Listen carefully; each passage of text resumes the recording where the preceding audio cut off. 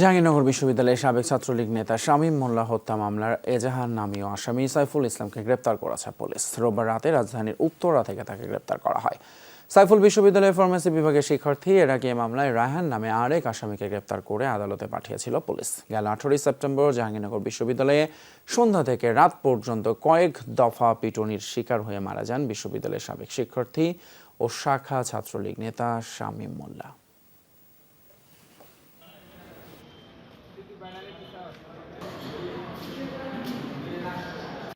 শামীম মোল্লা হত্যা মামলার একজন আসামি সাইফুল ইসলামকে